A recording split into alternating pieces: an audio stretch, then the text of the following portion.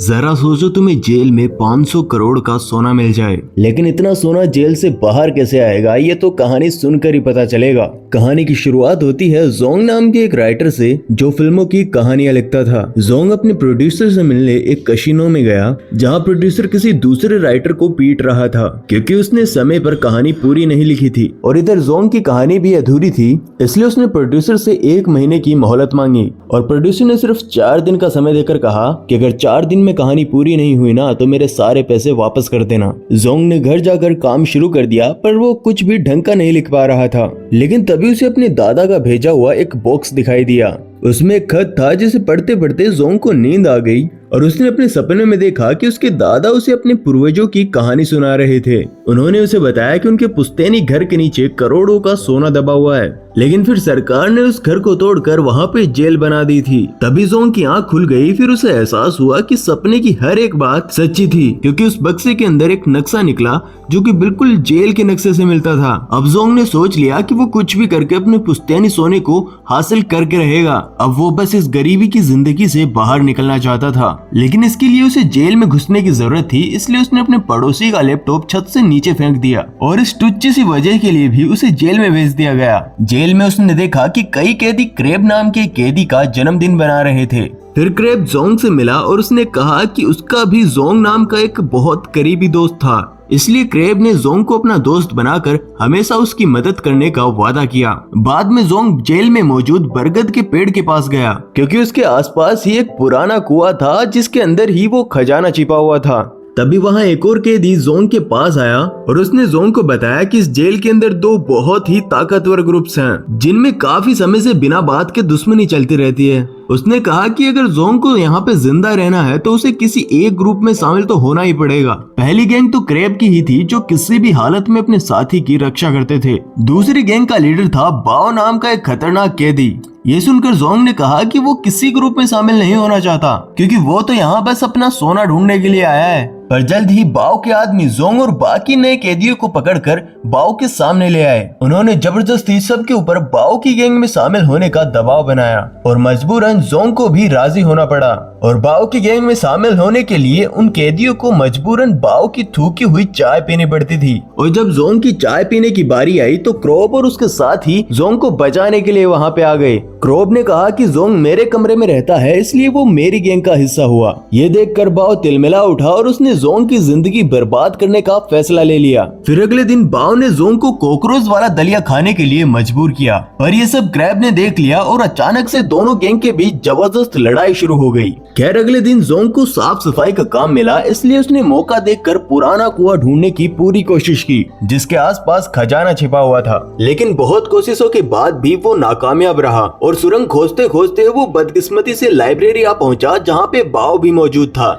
और बाओ के आदमियों ने जोंग को बुरी तरह पीटा। फिर शाम को क्रेब ने बाओ से पूछा कि जोंग की ड्यूटी खत्म होने के बाद भी वो अपने कमरे में क्यों नहीं लौटा था। क्रेब को शक था कि बाओ ने जोंग को नुकसान पहुंचाया होगा। इस बार बाओ ने कहा कि वो जानता है कि जोंग कहाँ है, लेकिन ये बताने से पहले क्रेब को बाओ की थूकी हुई चाय पीनी पड़ेगी और ना चाहते हुए भी क्रेब को उसकी बात माननी पड़ी और अंत में बाओ ने उसे बताया कि जोंग कूड़ेदान में पड़ा है। जोंग कूड़ेदान में अपनी आखिरी सांसें गिन रहा था, लेकिन अंत में क्रेब ने उसे ऐन मौके पर बचा लिया। उसकी ये हालत देखकर क्रेब ने फैसला किया कि वो बाओ से बदला जरूर लेगा। इसके लिए जोंग भी राजी हो गया क्योंकि शायद दोनों ग्रुप्स की लड़ाई में शायद उसे स्टोर रूम से जेल का कोई नया नक्शा मिल जाए और जिसकी मदद से शायद वो पुराने कुएं को ढूंढ पाएगा। खैर जैसे ही दोनों गैंग आपस में भिड़ी तो जोंग ने मौका पाते ही गार्ड से स्टोर रूम की चाबी निकाल ली और इससे पहले कि वो स्टोर रूम खोलता बाओ ने उसे पकड़ लिया। फिर बाद में जोंग ने क्रेब से कहा कि तुम्हें मेरी रक्षा करने की कोई जरूरत नहीं है क्योंकि जब से तुमने मुझे अपने साथ शामिल किया है मेरी मुश्किलें बढ़ती ही जा रही है। ये सुनकर क्रेब को धक्का लगा और वो अचानक से एकदम शांत हो गया। कुछ देर बाद क्रेब ने जोंग से माफी मांगी और कहा कि मेरे लिए अपने साथियों की रक्षा करने से बढ़कर और कुछ नहीं है, इसीलिए उसने गुस्से में बाओ से पंगा ले लिया। फिर क्रेब ने उसे अपनी पुरानी कहानी सुनाई। कई साल पहले उसका जोंग नाम का एक दोस्त हुआ करता था जिसने क्रेब को गैंगस्टर से बचाने के लिए अपनी जान की कुर्बानी दे दी और उसी दिन से क्रेब ने अपने साथियों की रक्षा करने की कसम खा ली थी। ये सब सुनकर जोंग को भी बुरा लगा और आखिरकार उसने क्रेब को अपने जेल में आने का असली मकसद बता दिया। वो जेल की बेसमेंट में छिपा अपना सोना लेकर यहाँ से भागना चाहता था। ये सुनकर सोना ढूंढने में क्रेब ने जोंग की मदद करने का फैसला किया और उसने ये भी कहा कि उसे सोने का कोई हिस्सा नहीं चाहिए। अब प्लान के मुताबिक जोंग ने स्टोर रूम के गार्ड की गर्दन पर एक केमिकल छिड़क दिया जिससे उसे एलर्जी हो जाए और इसी वजह से उसे तुरंत मेडिकल रूम ले जाया गया। मौका देखकर जोंग ने उसकी यूनिफॉर्म चुरा ली और गार्ड का भेष बनाकर स्टोर रूम में घुस गया। वहाँ से जेल का नया नक्शा मिला जिसके मुताबिक वो पुराना कुआं लॉन्ड्री रूम में था।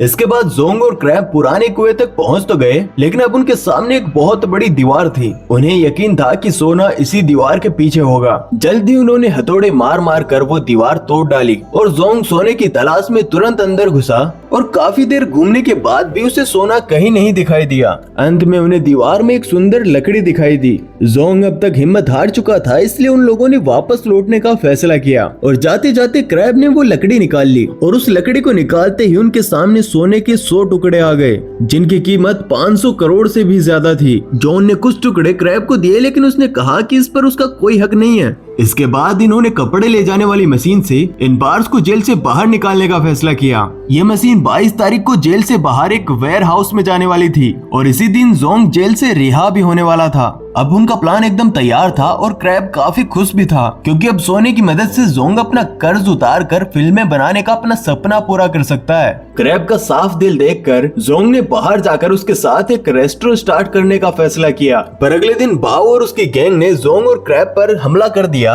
और एक भयानक लड़ाई शुरू हो गई। इसी बीच जोंग के छिपाए हुए सोने के टुकड़े बाओ के हाथ लग गए, लेकिन अचानक गार्ड्स वहां पे आ गए, लेकिन इससे पहले ही उन लोगों ने सोना वहां से छिपा दिया था। अब जोंग सोने के बारे में सोच रहा था, लेकिन बाओ ने गार्ड्स को झूठी कहानी सुना दी कि जोंग का पैर फिसल गया था, इसीलिए वो तो जोंग की मदद करने आए थे। ये देखकर जोंग ने भी उसकी हाँ में हाँ मिला दी, लेकिन ये देखकर क्रैब को लगा कि जोंग के लिए सोने से बढ़कर और कुछ नहीं है। इस बात का क्रैब को बहुत बुरा लगा, इसलिए उसने मन ही मन जोंग से दोस्ती तोड़ दी। और कुछ समय बाद क्रैब को खबर मिली कि उसकी बेटी की हालत बहुत ही खराब है और वो हॉस्पिटल में है। ये सुनकर वो जोंग से मिलने गया। उस वक्त जोंग और बाओ जेल से सोना लेकर भागने का प्लान बना रहे थे। अब क्रैब ने भी उनके प्लान में शामिल होने की इच्छा जाहिर की, पर उसे सोना नहीं चाहिए था, बल्कि उसे जेल से जल्द भागना था। वो बस अपनी बेटी के पास जाना चाहता था। पहले तो बाओ ने क्रैब के साथ मिलकर काम करने से इनकार कर दिया, लेकिन फिर जोंग ने उसे मना लिया। इसके बाद उन्होंने 3 हफ्ते बाद होने वाली जेल की एनिवर्सरी पार्टी के दिन सुरंग से होते हुए समुद्र के रास्ते से भागने का प्लान बनाया। उन्होंने सोने के बार्स अपने कपड़ों में छिपा लिए। जेल के एनिवर्सरी में 3 हफ्ते बाकी थे, लेकिन जोंग तो 1 हफ्ते में रिहा होने वाला था, इसीलिए उसने अपनी सजा बढ़वाने का प्लान बनाया।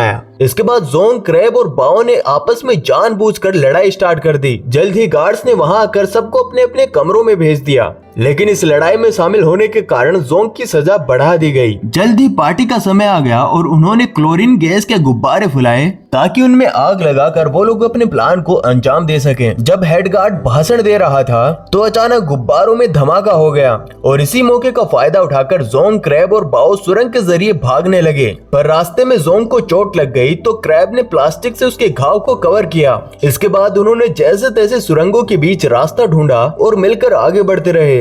आखिरकार उनके सामने एक बड़ा दरवाजा आया जिसके उस पार समंदर था। उधर गार्ड्स को भी खबर लग गई थी कि 3 कैदी गायब हैं, इसके लिए वो चारों ओर उन्हें ढूंढने लगे। इधर उन तीनों ने अपने बनाए बम से धमाका करके दरवाजा उड़ा दिया और समंदर में कूदकर भागने को तैयार हो गए। नीचे बाओ के आदमियों की कश्ती उनका इंतजार कर रही थी। उसी समय बाओ ने अपना चाकू निकाला क्योंकि वो क्रैब और जोंग को मारकर सारा सोना हथियाना चाहता था। बाओ ने क्रैब पर वार किया, पर जोंग बीच में आ गया और फिर तीनों में लड़ाई शुरू हो गई। अंत में जोंग ने बाओ से कहा कि तुम सारा सोना ले जाओ मगर हमें जिंदा छोड़ दो, मगर बाओ क्रैब को समुद्र में फेंकना चाहता था। उसने क्रैब को धक्का दे दिया, पर खुशकिस्मती से क्रैब ने एक रस्सी पकड़ ली जिसका दूसरा हिस्सा जोंग ने पकड़ा हुआ था। अब बाओ दोनों की मजबूरी पर हंस रहा था, पर अचानक मौका पाकर क्रैब ने बाओ को ही समंदर में फेंक दिया। फिर जोंग ने पूरे जी जान से क्रैब को ऊपर खींचने की कोशिश की और तब उसे एहसास होता है क्रैब ने शुरुआत से लेकर अब तक एक सच्चे दोस्त की तरह हमेशा उसका साथ दिया था।